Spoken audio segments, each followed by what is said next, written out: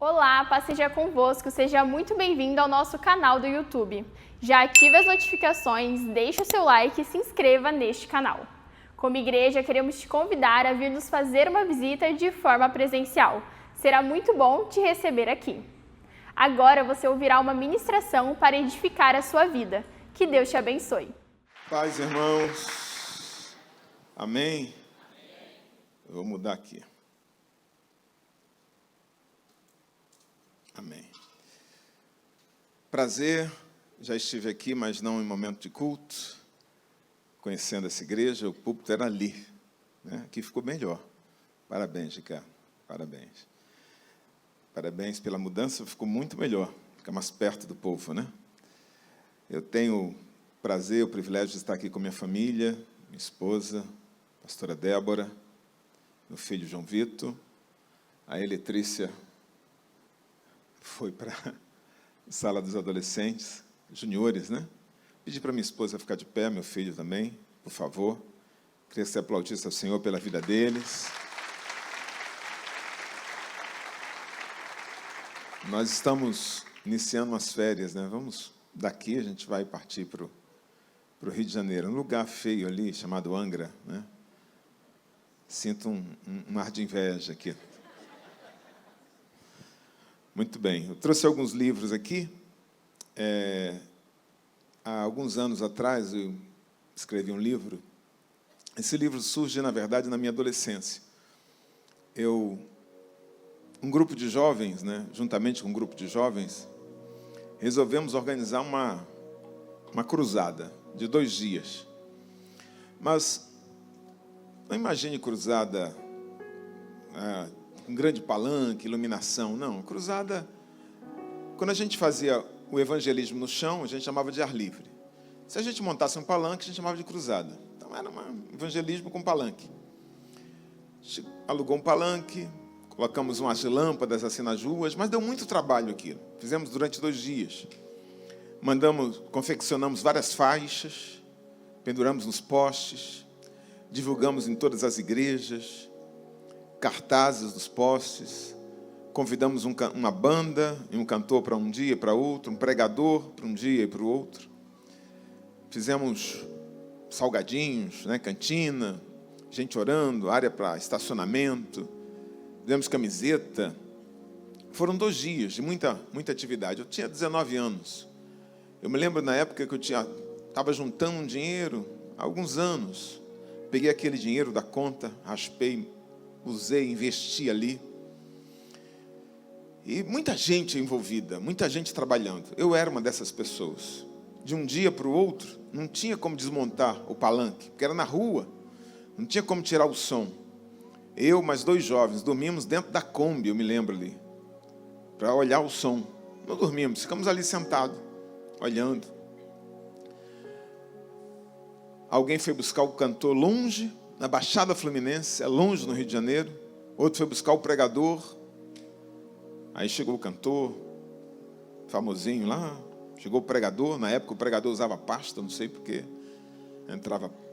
Estava atrasado com pasta. Sentou no palanque. Alguns pastores convidados ali da região. Eu estava no 3º ano do seminário, do curso de teologia. Louco para falar, porque eu trabalhei, eu queria falar alguma coisa, uma oração, fazer alguma coisa ali, mas a gente trabalhou muito, mas naquela hora ali era o pastor, os convidados, o pregador. Eu fiquei ali embaixo, nos bastidores, o pessoal da intercessão ali atrás, orando, os conselheiros ali ao lado, esperando para quem fosse aceitar Jesus para anotar o nome.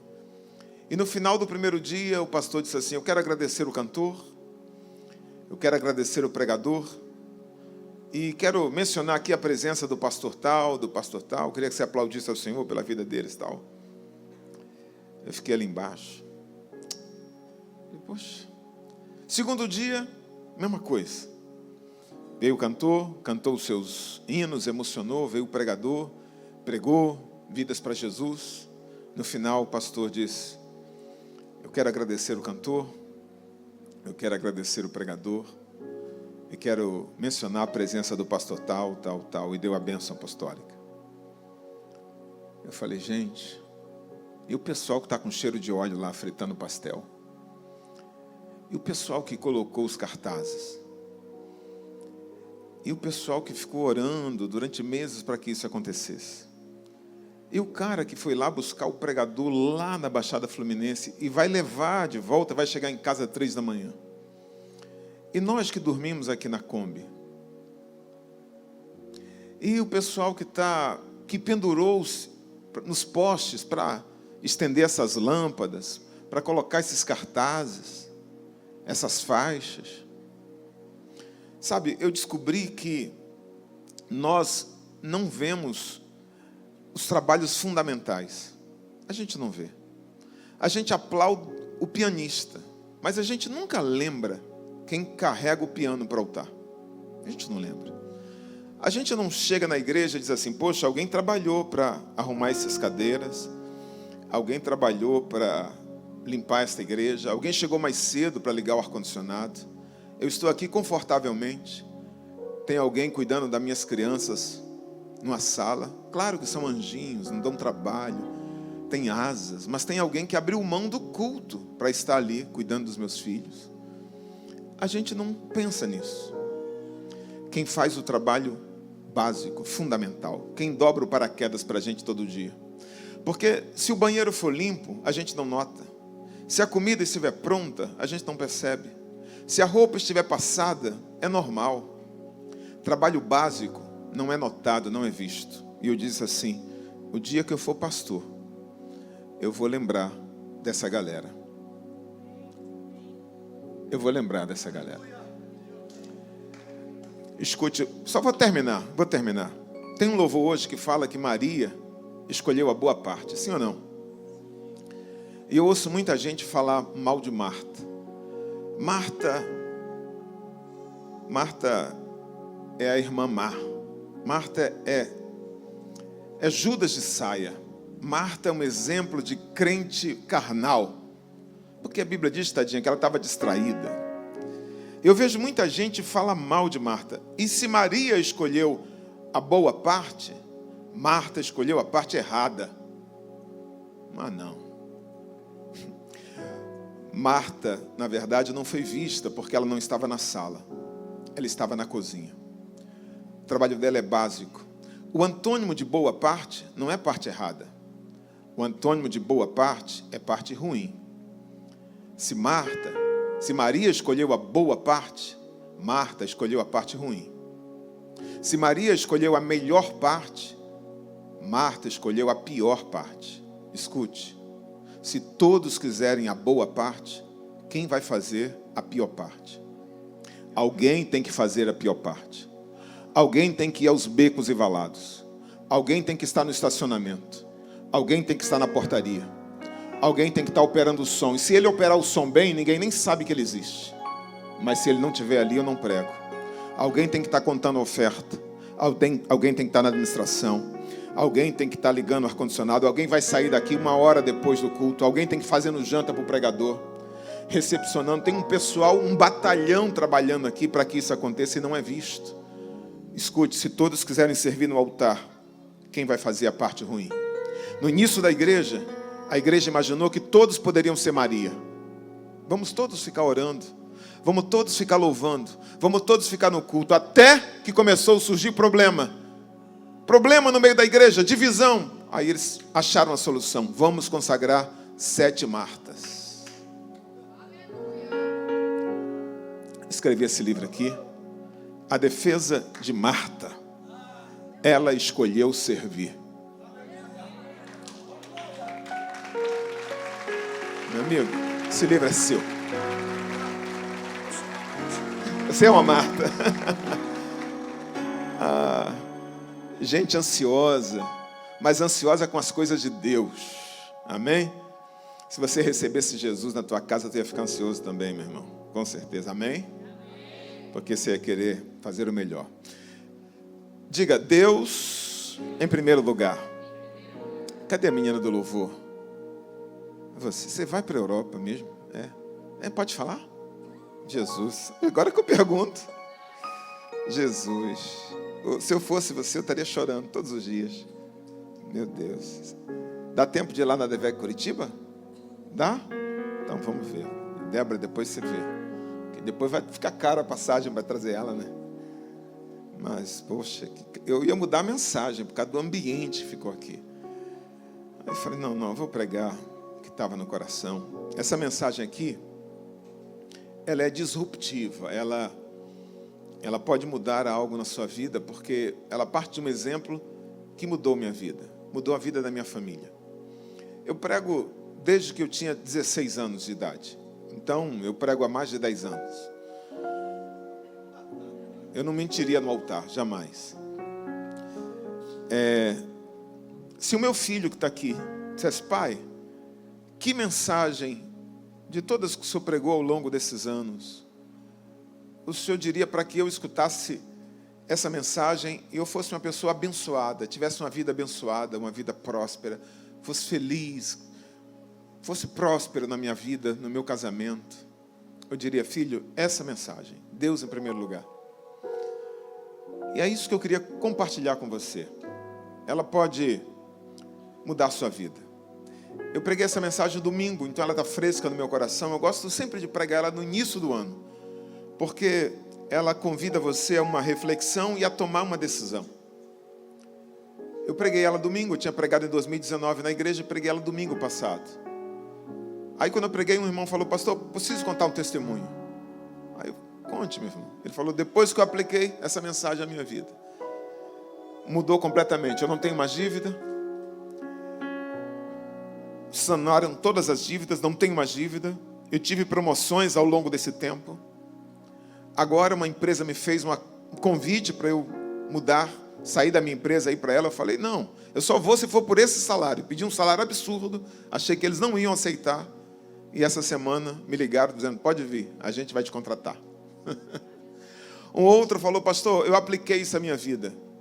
E em 3 meses, meu salário duplicou.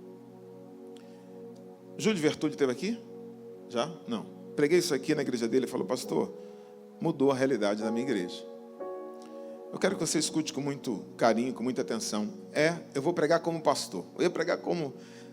Vou pregar como pastor. Amém? Bíblia. Nós vamos pensar nisso aqui. Mateus capítulo 6, versículo 33.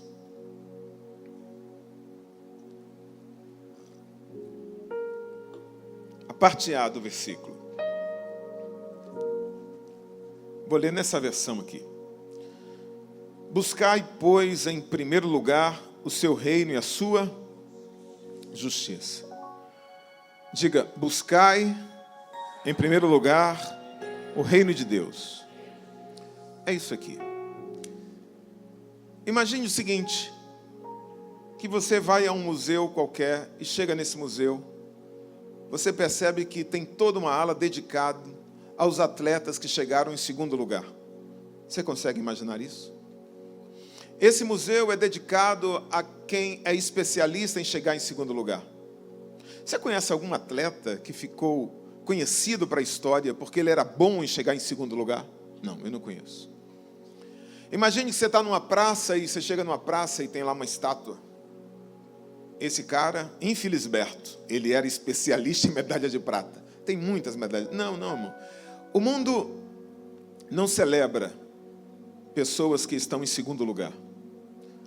O mundo se esquece, as pessoas só lembram sempre quem está no primeiro lugar. Quando alguém lembra do vice, pastor, o senhor vem do futebol, é sempre para zoar, é sempre para tirar onda. Se você é torcedor de algum time, quando seu time chega no segundo lugar, você não veste a camisa do seu time. Você não veste, porque vice não é... Vice tem sabor de derrota, né? Tem um time no Rio que é muito conhecido porque é especialista em ficar em vice-lugar, né? Vice. Fizeram uma pesquisa no mundo para ver qual o time que tinha ganhado mais vice-campeonatos no mundo. Esse time carioca ficou em segundo lugar. Mas eu não vou falar não. Pastor, fala o nome do time. Eu não vou falar, porque se eu falar, entristeço os irmãos vascaínos. Então, eu não gosto de falar o nome do time. Então, eu não falo. Claro que, no mundo politicamente correto, né, que que nós estamos, existe o prêmio de fair play, né? O perdedor educado. O cara que perde continua sendo gentil, mas a política é, o importante não é ganhar, o importante é competir. Mas, irmãos, a verdade é que medalha de prata tem sabor de derrota. Esse ano nós vamos ter as eleições. Você vai ver um cara chegando na TV e falar: eu quero agradecer aos milhões de eleitores que votaram em mim. Quero parabenizar o meu concorrente que ganhou as eleições. Irmão, não importa o discurso que ele faz. A imagem do cara é de tristeza, porque o segundo lugar é derrota. Pergunte a quem estava no Maracanã em 1950, quando o Brasil perdeu de 2-1 para o Uruguai. Foi segundo lugar na Copa do Mundo, mas perdeu. Maracanaço, tristeza, dor. Porque é assim, ninguém gosta do segundo lugar. Eu não gosto, tu não gostas, ele não gosta, nós não gostamos, vós não gostais, ele não gosta, nem Deus gosta. E é sobre isso que Jesus está falando. Jesus está falando que o discípulo de Jesus, aquele que é chamado ao discipulado, deve ter um lugar para Deus. E esse lugar é o primeiro lugar. Deus não aceita o segundo lugar. Imagine que o seu coração é um pódio com 3 degraus. Deus, ele nunca estará no segundo nem no terceiro. Deus sempre estará no primeiro. Se ele não estiver no primeiro, ele não está em lugar nenhum. Há um trono no seu coração. Deus só estará nele se estiver sentado nesse trono. Por isso que ele chega para o jovem rico e diz assim: pegue sua riqueza, dê aos pobres e siga-me. Não é porque seja pecado ser rico, não é isso. É porque quem estava sentado no coração dele, quem ocupava o pódio, no lugar mais alto do pódio, era a riqueza. Então Jesus fala: tira a riqueza, aí você pode me seguir. Jesus diz: olha, busque em primeiro lugar o reino de Deus. E essa é a pergunta que a gente precisa se fazer. Quem está no lugar mais alto do pódio interior da minha vida? Será que é Deus? Quem está no lugar central? Quem está no lugar mais elevado? Quando a gente pergunta isso a um crente, o crente vai dizer assim: claro, pastor, que é Deus. É Deus que está no lugar central da minha vida. É Deus que está no lugar mais alto. É Deus que está no lugar principal. É Deus. Mas essa não é uma resposta que pode ser dada de forma automática. Aquilo que ocupa o lugar mais importante da nossa vida, o primeiro lugar da nossa vida, é o que nós amamos. Porque onde está o teu tesouro, ali está o teu coração. Aquilo que você ama, aquilo que você mais valoriza, é ali que está o teu coração, é o que você ama. Por isso o primeiro mandamento é: você não vai ter outro Deus mais importante diante de você a não ser o teu Deus. Você não vai ter imagem de escultura, você não vai fazer nada. Você vai amar a Deus acima de todas as coisas. Amar a Deus, esse é o primeiro e é o maior mandamento de todos de Jesus. Amar a Deus. Fazer dele a pessoa mais importante. Nós amamos, e aquilo que nós amamos, nós tornamos a coisa mais importante da nossa vida. A questão é: como nós sabemos o que amamos? Como identificar aquilo que amamos de verdade? Como identificar aquilo que o nosso coração se volta como sendo a coisa que realmente importa para nós? Há 2 elementos, há 2 pontos, há 2 maneiras da gente saber isso. É sobre isso que eu quero pensar com você. A primeira forma de saber o que alguém realmente ama é através do uso do tempo. Diga, tempo. Tempo é a moeda mais importante da vida, é o tempo. Eu não estou falando do tempo que eu sou obrigado a trabalhar, nem do tempo que eu preciso dormir. Estou falando do tempo que eu disponho, do meu tempo livre. Se eu olhar a agenda de qualquer pessoa, ou até a minha agenda, e disser: olha, é assim que eu uso o meu tempo livre, é dessa maneira que eu invisto o tempo que eu disponho, é com essa pessoa, ou é com isso, com aquilo, isso mostra o que eu realmente amo. Se eu dedico muito tempo a isso ou aquilo, significa que eu amo aquilo que eu dedico muito tempo. Se tem alguém que a minha mente está muito conectada, o meu coração se volta, eu levo muito tempo pensando naquela pessoa, ou naquele hobby, ou naquilo que eu estou fazendo, significa que eu amo aquilo. É tempo. O tempo diz de forma muito clara, a minha agenda diz de forma muito clara o que eu realmente amo. Eu sou pastor de uma igreja em Curitiba, e um dia desse eu estava pregando sobre 4 tipos de crentes e tal, e eu falei uma frase, porque enquanto eu preparava essa mensagem, eu falei, gente, quantas vezes eu bati, pastor, em crentes domingueiros. Eu bati em crentes domingueiros. Mas sabe qual é o nosso maior desafio hoje, pastor? É que nós pastoreamos uma geração de pessoas que são membros da nossa igreja, mas não são nossas ovelhas. Por quê? Porque o cara me ouve 2 domingos no mês. Porque eu acho que lá é assim, o cara combina com o outro. Esse domingo é de A a L, o próximo domingo é de M a Z. Aí eu estou aqui pregando, eu falo, cadê aquele irmão? Não veio, ele veio domingo passado. E por que ele não está? Porque tinha um tempo que o crente vinha todo domingo. Hoje não vem mais. É o tempo livre dele, e ele fala, mas eu amo a Deus. Mas por que você não veio domingo? Estava chovendo. Por que você não veio domingo? Porque estava frio. Por que você não veio domingo? Tinha festa no Play. Por que você não veio domingo? Porque eu estava cansadinho. Mas você acorda de segunda a sexta, 6 da manhã, para trabalhar, e você não diz isso para o seu patrão nunca. Eu estava cansado, estava chovendo, estava frio. Não, você vai, você tem um compromisso. Mas para Deus você diz isso. E Ele é a pessoa mais importante da sua vida. E muitas vezes a pessoa está na igreja, mas está no telefone, está vendo o WhatsApp, está marcando compromisso, tem pressa de ir embora. Mas eu amo a Deus. E meu tempo é para Ele. Será? A maneira que eu administro o tempo diz muito sobre Deus. Quando Deus cria o homem, a Bíblia diz que no jardim, o jardim do Éden é o ideal. É a vida ideal. Quando Jesus é perguntado sobre o casamento, ele diz, no princípio não era assim. Ele está dizendo que o princípio é o ideal. A gente deve olhar para o princípio e ver o ideal. Deus ia ter com o homem na viração do dia. No calendário judaico, isso seria 6 da tarde. Significa que toda vez que um dia terminava, Deus estava ali com Adão. E toda vez que um dia começava, Deus estava com o homem. Quando um dia iniciava, Deus estava com o homem. Sabe qual a mensagem que eu vejo nisso? Deus estava dizendo para Adão assim, Adão, você pode cuidar do jardim. Você pode plantar, você pode cuidar do jardim. Você pode trabalhar, dar nome aos animais. Você pode ter tempo de qualidade com Eva. Você pode ter muitos filhos. Você pode fazer tudo nesse jardim, mas o seu primeiro compromisso é comigo. A sua primeira tarefa do dia não é cuidar do jardim. A sua primeira tarefa do dia não é ter um relacionamento com Eva. A sua primeira tarefa do dia não é dar um alô para o leão, nem nada. O seu primeiro compromisso do dia é comigo. Deus faz questão de ser o centro da existência, de ser o primeiro da nossa agenda, de estar no trono do tempo que a gente dispõe.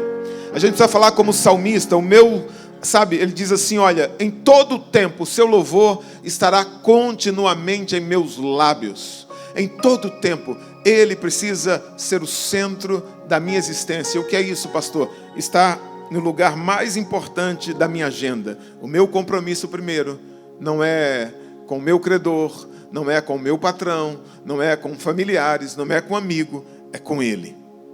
Ele é a pessoa mais importante na minha agenda. Você pode dizer amém? A minha agenda diz aquilo que é mais importante, ou a pessoa mais importante. Um outro elemento é o dinheiro. Diga, dinheiro. É isso aí. Como eu sei o que eu amo, pastor? O que eu amo pode ser visto na maneira como eu dedico o meu tempo e o meu dinheiro. O resto, irmão, é blá, blá, blá, blá, blá. O resto são palavras. Porque isso mostra de verdade. Os homens aí, quando vocês estavam apaixonados, tinha tempo ruim para gastar dinheiro? Não tinha, irmão. Pastor, eu ganhava salário mínimo, assim. Mas ia para o McDonald's direto. Levava ela para um restaurante chamado Real Chique, que tinha uma lagosta lá, que eu acho que aquilo era fake. Devia ser de plástico aquele negócio. Nunca saiu da prateleira aquele negócio. Chique, só tinha o nome do restaurante, mas a gente ia lá. Ela falou, amor, eu estou com dificuldade de acordar. Aí eu comprei um relógio para ela, era um sapinho, assim, um despertador. Mas lindo, era uma coisa, eu fui na loja, comprei, com garantia, um negócio bom assim, sabe? Durou um tempão. Aí ela despertava, ela apertava o bracinho e falava, buenos dias. Falava em espanhol, não sei porquê. Mas era original. Eu investia, porque quando a gente ama, a gente tem prazer em investir dinheiro. Sim ou não? Sim. Sim. Você não pode dizer assim, eu te amo, mas não tenho tempo para você. Eu te amo, mas não vou investir nada em você. Analisar a forma como nós lidamos com esses dois elementos, tempo e dinheiro, nos permite descobrir o que está no lugar mais alto do pódio do nosso coração. Como investimos o nosso tempo, como investimos o nosso dinheiro, diz o que de fato é importante para nós. Dinheiro é um tema tão relevante na Bíblia, é um tema tão importante na Bíblia, que Deus dá a ele o status de Deus. Jesus dá a ele o status de Deus. Ele diz, vocês não podem adorar a Deus e a Mamon, ao Deus da riqueza. Adorar a Deus e ao dinheiro. Não é que o dinheiro seja problema, mas quando você tem dinheiro, é legal. Quando você administra o dinheiro, é legal. O problema é quando o dinheiro se torna senhor da sua vida. O problema é quando, em vez de você ter o dinheiro, ele te tem. E é isso que Jesus está falando. Alguém pode fazer do dinheiro o seu Deus. Eu atendo em gabinete e eu sei o quanto dinheiro é importante na vida de um casal. Os casais não se separam, o primeiro motivo não é por incompatibilidade de gênio. Ah, pastor, a gente é muito diferente um do outro. Irmão, qual casal aqui que não é diferente um do outro, irmão? Sabe o que é casamento? Casamento são duas pessoas imperfeitas dentro de um relacionamento imperfeito que decidiram não desistir uma da outra. Isso é casamento. Esse negócio de alma gêmea, irmão, isso é novela da Globo. E o cara que compôs essa música, Alma Gêmea, já casou 8 vezes. Então nem ele acredita nisso. Não existe esse negócio de alma gêmea. A gente é diferente pra caramba, né? A gente é muito diferente. Por que se separam? Criação de filhos, família de origem. Não, o principal motivo de separação tem a ver com dinheiro. Isso é algo espiritual. Sabe quantas vezes a Bíblia fala de oração?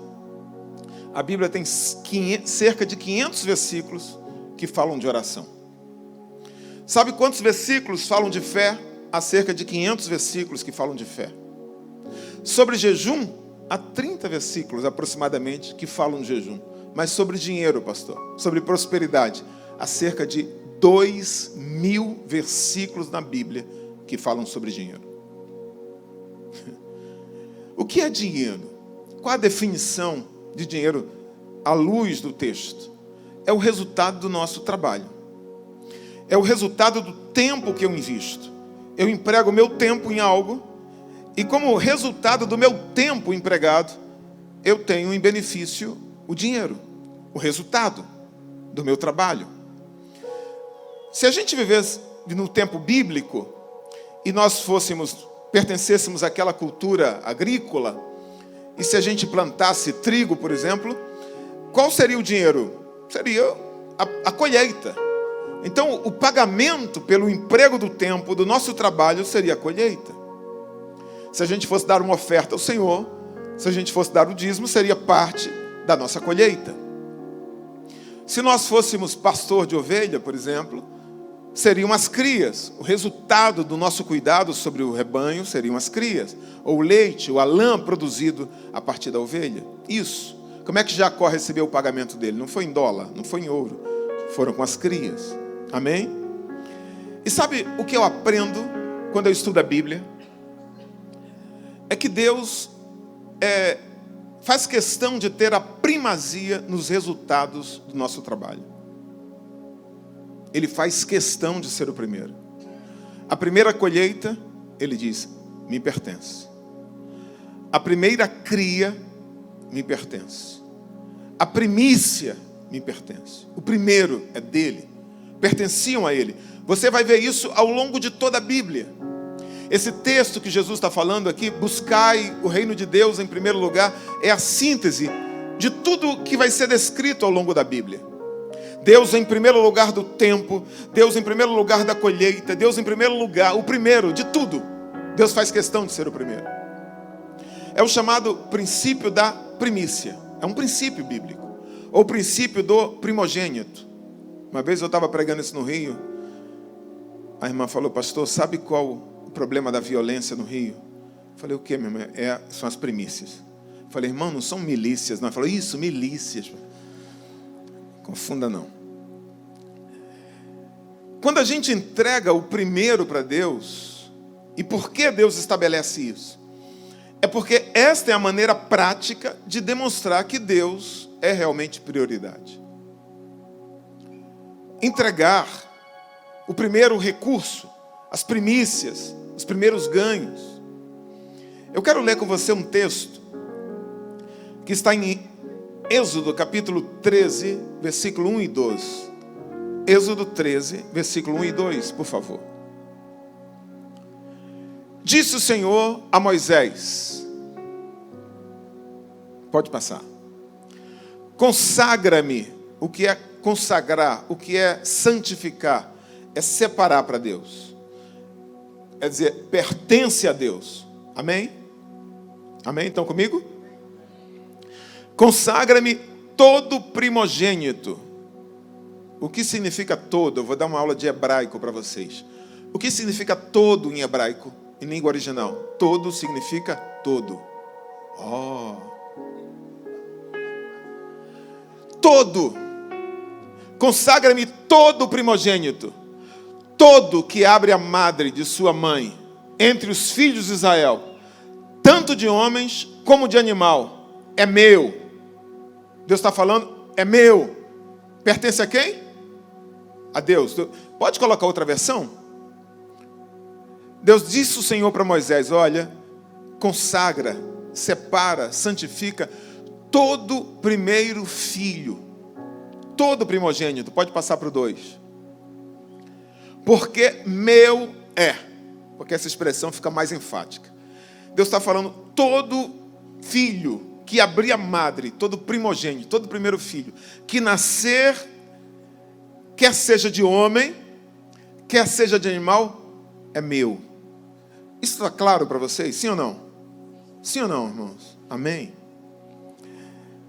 O que significava oferecer a Deus? Elevar ao altar e sacrificar.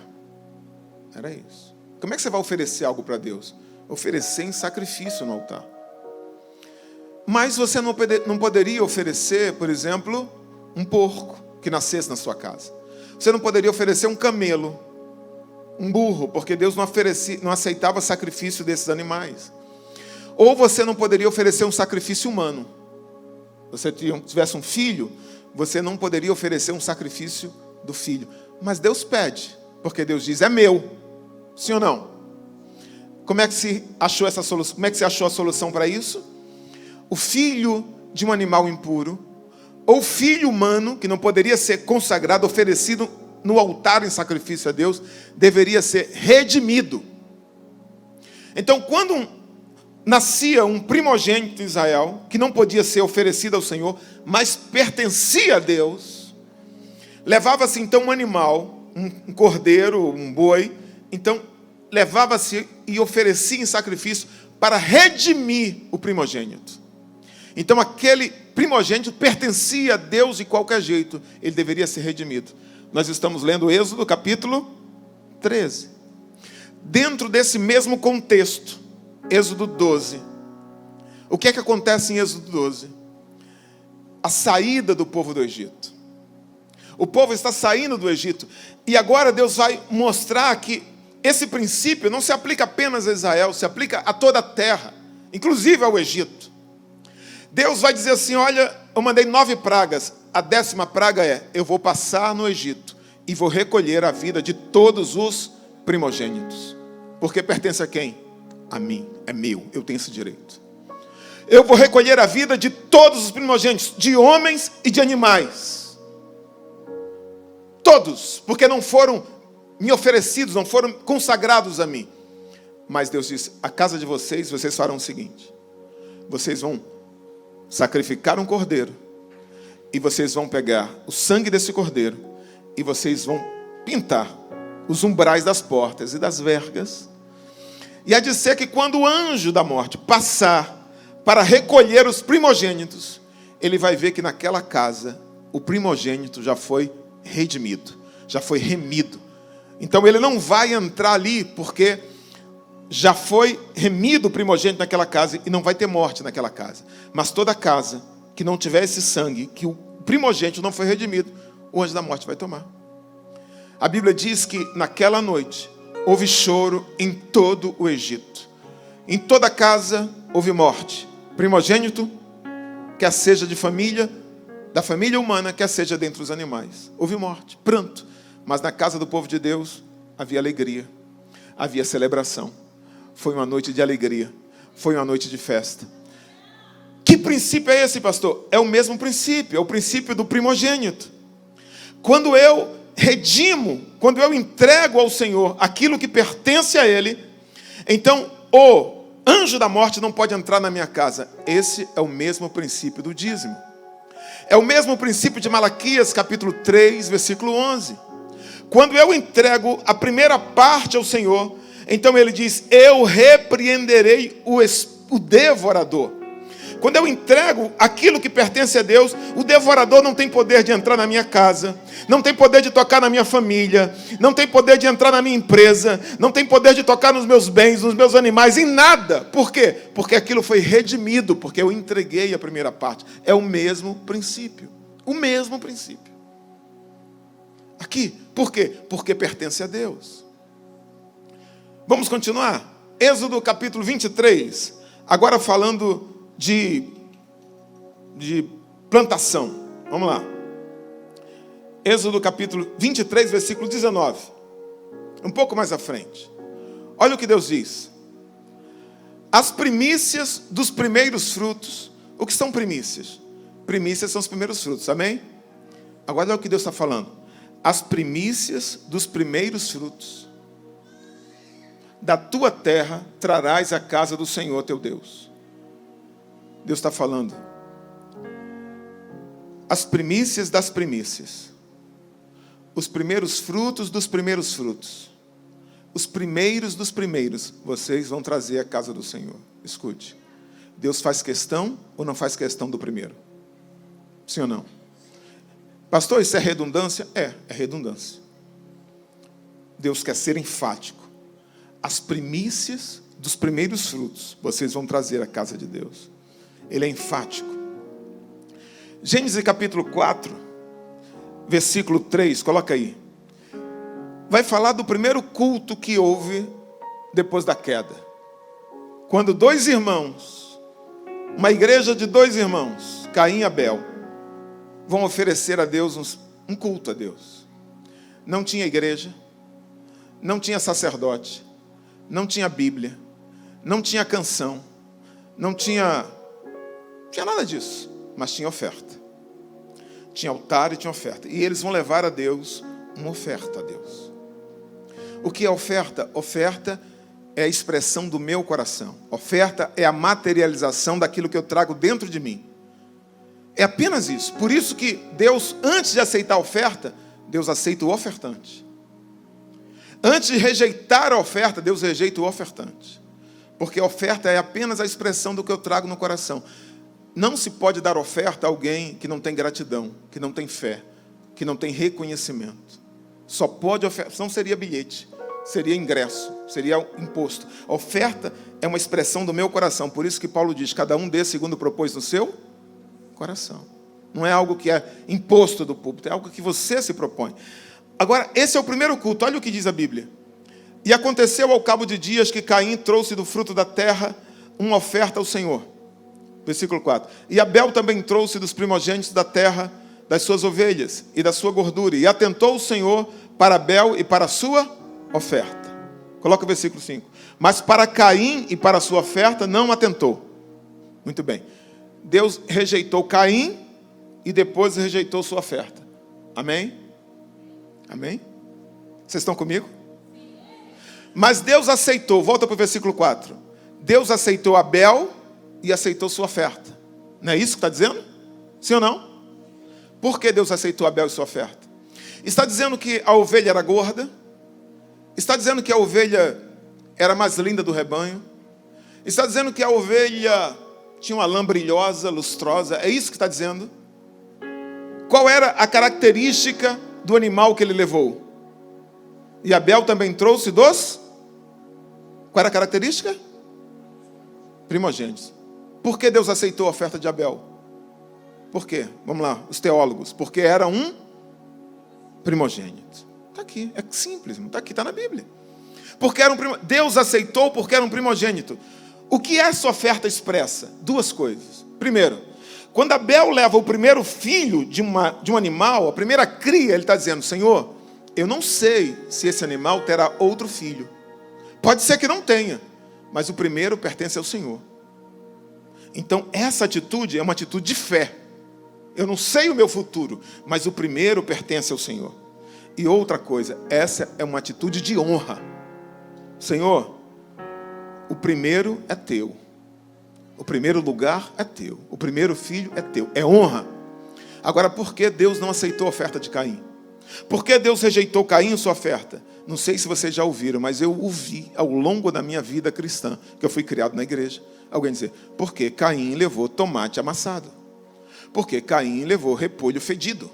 Porque Caim levou cenoura madura demais? Porque a Bíblia diz isso? Não. Ele pode ter levado o melhor trigo, o trigo mais fino. Ele pode ter levado, porque ele era agricultor, ele pode ter levado os frutos da terra mais viçosos, mas Deus não aceitou. Volta no versículo 3, por favor. Por que Deus não aceitou? E aconteceu ao cabo de dias que Caim trouxe do fruto da terra uma oferta ao Senhor. Diga, ao cabo de dias. Depois de um tempo, ele não levou as primícias. Primeiro ele comeu, primeiro ele usufruiu, primeiro ele desfrutou. E depois de um tempo, ao cabo de dias, ele levou ao Senhor. Escute, Deus não aceita sobra. Deus não aceita seu segundo lugar. Deus não aceita levar ao cabo de dias. Ou é primícia ou nada. Por isso Deus não aceitou.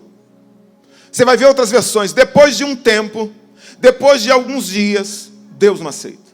Ou é o primeiro, ou são as primícias. Porque Deus diz: tragam as primícias dos primeiros frutos. Não, ele levou ao cabo de dias. Por isso Deus não aceitou. Essa é a diferença, sabe? Imagine o seguinte, eu quero que você imagine comigo. É o seu aniversário. O senhor é casado? É? Qual o nome do senhor? Alexandro, Alex. Adriana. Alex, é seu aniversário, Alex. Adriana parece ser bem calminha, tranquila. É seu aniversário. O aniversário do Alex. Adriana está ao lado dele ali. Parabéns para você nessa data. Aí parte o bolo. Aí, primeiro pedaço. A Adriana está lá. A Adriana está esperando o primeiro pedaço, sim ou não? Sim. Mas a tua mamãezinha está ali na tua frente. Carregou você 9 meses na barriga. Você emocionado com a tua mamãe. Pega o primeiro pedaço, fala: minha mamãe querida, para você. Aí dá o primeiro pedaço. Adriana. Segundo pedaço. Aí você, segundo pedaço. Pastor Ricardo Batazzo foi lá te prestigiar. Aí você fala: meu pastor está aqui no meu aniversário. Olha que honra. Pastor, o segundo pedaço é do senhor e tal. Só perdeu para a mãe, porque é muita honra. O pastor está lá. Terceiro pedaço, o teu patrão está lá. E tu quer fazer uma grada, promoção e tal. Aí o meu patrão. Aí tu lembra que a Adriana já está com bico. Assim, a Adriana já está. Aí tu fala: corta um pedaço maior. Isso, corta um pedaço. Maior. Bota aquele morango ali também. Bota mais morango. Bota mais glacê. Isso, morango. Aí tu pega o pedaço e fala: meu amor, você é a pessoa mais importante dessa festa. É para você, meu amor. Se fosse minha esposa, eu não sei se ela dava um tapa assim. Mas o que ela falaria, eu não posso falar nesse microfone, que é impublicável. Pastor, era provavelmente algo relacionado à minha mãe. Mas não pode falar. Diga assim, não é o tamanho do pedaço do bolo, é a honra. Deus não está nem aí para o tamanho do seu dízimo, irmão. Da sua oferta, é a honra. É a honra. É a honra. Deus não tá, quer mais morango? Não, é a honra, é o primeiro. Se não for o primeiro, não importa. E estou indo para o último ponto. Escute o que eu vou falar. Priorizar ou não priorizar o Senhor é a chave que determina a bênção, a prosperidade, ou a derrota, ou a maldição na vida de um crente. Priorizar ou não priorizar o Senhor é determinante na maneira como eu vou vencer ou como eu vou ser derrotado. Na maneira como eu vou prosperar ou como eu vou viver em crises, em dificuldade. Isso está diretamente ligado. Onde que a gente vê isso? Josué capítulo 6, quando eles vão entrar na terra. Coloca aí, por favor, Josué capítulo 6, versículo 19. Josué 6, 19. Rapaz, o pessoal da mídia aqui, contratar, hein? Os midianitas aqui são melhores que lá de Curitiba, muito bom. Ó, Josué 6, 19. Porém, toda a prata, vocês são bons de hebraico, toda significa o quê?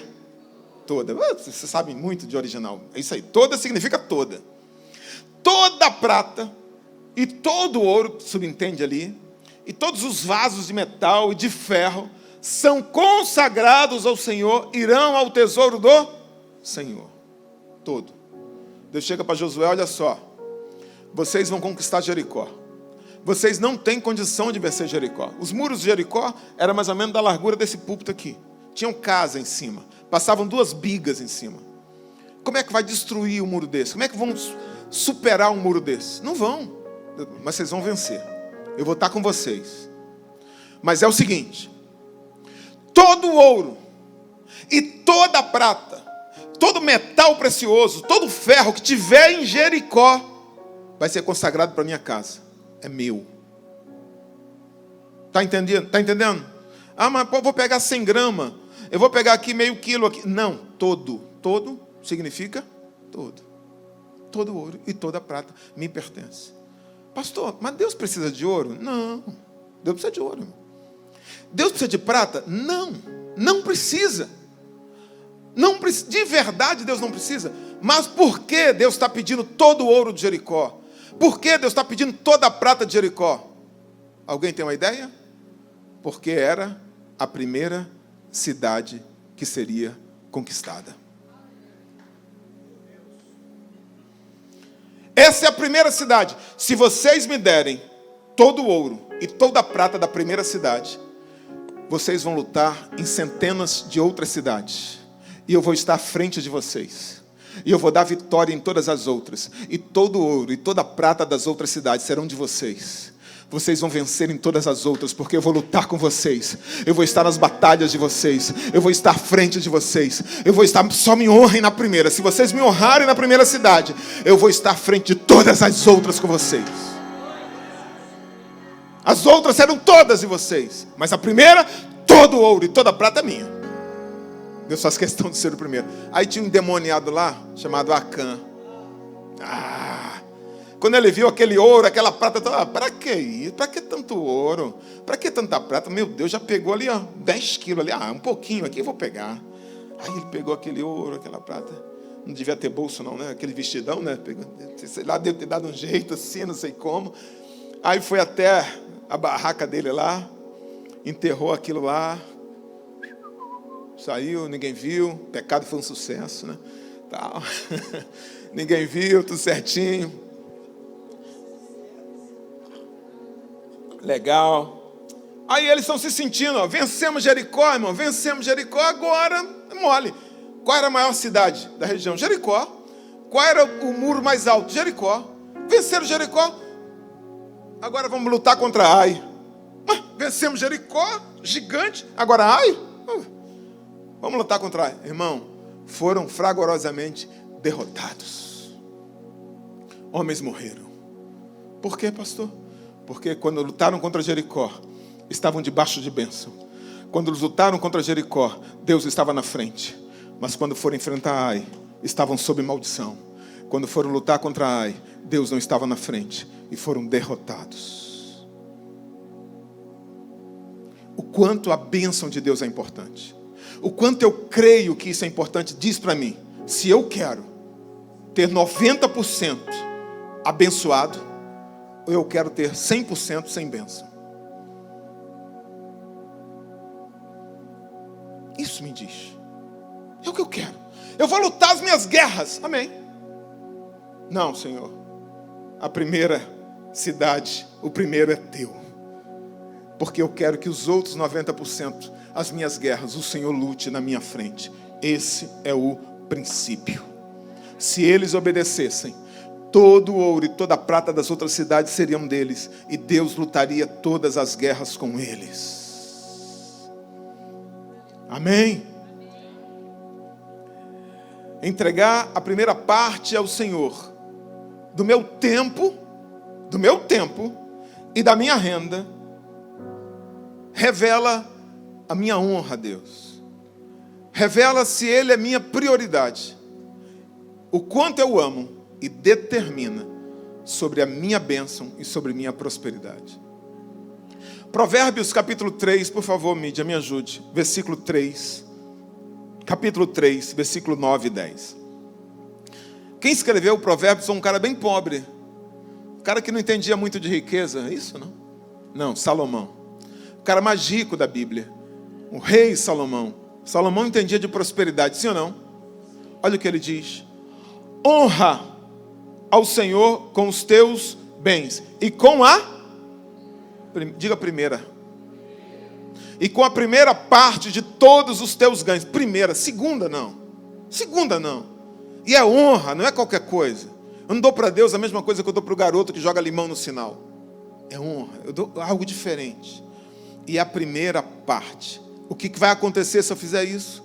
Ele diz, e se encherão os teus celeiros fartamente. O que é isso? Haverá colheita abundante. O resultado do meu trabalho será abundante. Mas não só isso. E os teus lagares transbordarão de vinho. Vinho aqui é símbolo de alegria. Você não apenas será próspero financeiramente, haverá alegria na tua casa. Porque prosperidade na Bíblia não é só dinheiro. Prosperidade na Bíblia é ter paz dentro de casa, é ter qualidade de vida. Tem muita gente que mora numa mansão e a casa dele é um inferno, a casa dele não tem paz. Mas quando Deus diz assim, se vocês me honrarem, com a primeira parte vocês serão prósperos e vocês viverão bem, vocês serão felizes, haverá celeiros cheios e lagares transbordando de vinho. Isso é prosperidade, isso é alegria. Vamos para o Novo Testamento, Romanos capítulo 11, versículo 16, eu estou encerrando. Romanos 11, 16. Se as primícias são santas, também a massa é. Se a raiz é santa, também os ramos são. O que é que Paulo está dizendo? Se o início é bom, é santo, toda a massa vai ser. Se a raiz é abençoada, todos os frutos vão ser. Quando eu santifico o início, as primícias, todo o restante vai ser santificado. É isso aí. Escute aqui. Meu amor, você pode subir aqui, por favor? Pode. Eu sirvo a Jesus desde os meus 15 anos. Eu prego desde os meus 16, foi quando eu fui para o seminário. Eu não me lembro um mês que eu tenha deixado de dar dízimo. Não me lembro. Eu chamei minha esposa, por quê? Porque em março agora nós vamos fazer 30 anos de casados. Meu amor, quantos meses em 30 anos de casamento? Quantos meses? Diz nos dedos de uma mão. Nós deixamos de dar dízimo. Nenhuma vez. Nunca deixamos de dar dízimo. Agora escute. Muitos anos da minha vida eu vivi endividado, sendo dizimista. Porque quem tem dívida não tem um cartão só, são 4 cartões. Era o segundo cartão para pagar o mínimo do primeiro, o terceiro para pagar o mínimo do segundo, e era um rolo. Minha sogra, que ganha um salário mínimo, trabalhava como zeladora da igreja, teve que me emprestar dinheiro. Eu pegava dinheiro emprestado com o banco, toda hora, para cobrir vermelho, e ficava pagando empréstimo. Quando terminava de pagar um empréstimo, às vezes não tinha condição de fazer um outro empréstimo para cobrir. Irmão, o meu 13º era para cobrir negativo. Em março eu faço aniversário, a igreja sempre dá uma oferta. Essa oferta era sempre para cobrir negativo. Anos e anos e anos e anos. E eu era dizimista. Dizimista, ofertante. Porque eu não entendia isso aqui. Eu não compreendia isso que eu estou pregando. Um dia minha esposa falou: meu amor, tem algo errado. Tem algo errado, não pode ser. E eu fui estudar. E foi isso aqui. Deve ter 15 anos. João Vitor tinha 6 anos. Em torno disso. 15 anos. Ela é a contadora. Então, dinheiro, Bataz, ela é a mulher do dinheiro. É ela que cuida. É a mulher do dinheiro. Às vezes, quando a oferta era dada em dinheiro, eu olhava para ela no altar e falava: tem dinheiro no bolso? Ela falava: ali. Ela que sabe onde é que está o dinheiro, que eu nem sei. Ela que cuida. Então, eu cheguei para ela e falei: a gente conversando tem algo errado. E eu fui estudar isso aqui. O que acontecia na minha casa. Entrava dinheiro dia 5, ficava no banco. Eu ia pagando as contas. Pagava o cartão, pagava tudo. Entrava dinheiro, alguma coisa dia 12, ficava no banco. Entrava dinheiro dia 20, ficava no banco. Entrava dinheiro dia 20, ficava no banco. Quando chegava dia 30, eu dizia para a minha contadora: vê quanto nós ganhamos. Ah, nós ganhamos X. Aí eu falava: então vê o dízimo lá. Eu pegava o dízimo e levava para Deus. Ao cabo de dias, depois de ter ido para o restaurante, depois de ter pagado as minhas roupas, depois de ter dado presente para A, para B, para C, então eu levava para Deus o dízimo. Quando eu entendi isso, eu disse: Sabiá mudou de cantiga aqui. Sabiá mudou de cantiga. A partir de hoje, meu amor, se entrar R$100 aqui, a gente vai levar R$10 de dízimo no próximo culto. E se a gente não puder ir na igreja nos próximos 2, 3 dias, a gente faz essa transferência. E quando chegar no culto, eu preencho o envelope e digo: ó, já fiz a transferência. Do envelope vazio, mas já fiz. Se entrar R$500, R$50 imediatamente. Depois eu gasto comigo. Primeiro para Deus. Se entrar R$10.000, eu quero dar muito dízimo, amém? R$1.000 para Deus, depois os 9.000. Eu vejo o que é que eu faço. Agora, primeiro para Deus. Irmão, eu vou colocar minha mão sobre a Bíblia. Se a minha esposa quiser colocar, ela pode colocar. Quando eu coloco a minha mão sobre a Bíblia, eu estou dizendo que eu me comprometo com todas as bênçãos e também com todas as maldições que estão aqui. Quando eu fiz isso, no mês seguinte, e desde então, isso tem 15 anos, a minha casa nunca mais soube o que é dívida. Nunca mais o devorador teve poder sobre os meus bens, sobre as nossas finanças. Às vezes agora, ultimamente, de vez em quando está no vermelho ali, a gente cobre de novo, que a gente gasta demais. É questão de administração. Mas pegar dinheiro emprestado, não. Mínimo de cartão, não. Nunca mais. Nunca mais. Porque, olha o que o Senhor diz: honrarei os que me honrarem. Deus é fiel. Ele diz: eu repreenderei o devorador. Escute, adiantaria se o povo de Israel diz assim: Senhor, nós não vamos sacrificar o cordeiro não, mas eu tenho fé, Jesus. Não deixe o anjo da morte entrar na minha casa não, Senhor. Por favor, com toda a fé. Eles orassem, adiantaria alguma coisa? Sim ou não? Não, o anjo da morte entraria. Sim ou não? Sim. Só existiria uma maneira de impedir que o anjo da morte entrasse ali: se ele sacrificasse e remisse o primogênito. Era a única maneira. Uma vez, à tarde, eu fui orar por 2 jovens. Isso aconteceu. Eu fui orar por 2 jovens. Eu terminei de orar. Eles queriam fazer prova para o corpo de bombeiros. Eu orei por esse e orei por esse. O Espírito Santo falou no meu coração: esse passa, esse não passa. Eu fiz a mesma oração. Abençoei os 2, a mesma bênção. Mas como se o Espírito Santo falasse assim: a bênção pegou nesse, mas a bênção não pegou nesse. Falei: ué. Fiquei encucado com aquilo. Foram para a prova e, de fato, esse passou e esse não passou. De fato. Aí eu fiquei uns 3 dias com aquilo, eu liguei para a tesoureira. Eu falei, vê se A é dizimista. Ela falou, é, pastor. E vê se B é dizimista. Ela falou, não, não é. Pastor, significa que pessoa que não é dizimista vai prosperar? Não, nem isso não. O cara que construiu a casa sobre a areia, ele construiu a casa também, igual o outro. A casa é igualzinha. O problema é quando vem a chuva, quando vem o vento, quando corre o rio. Aí, meu irmão, é outra parada. Mas naquele caso não pegou.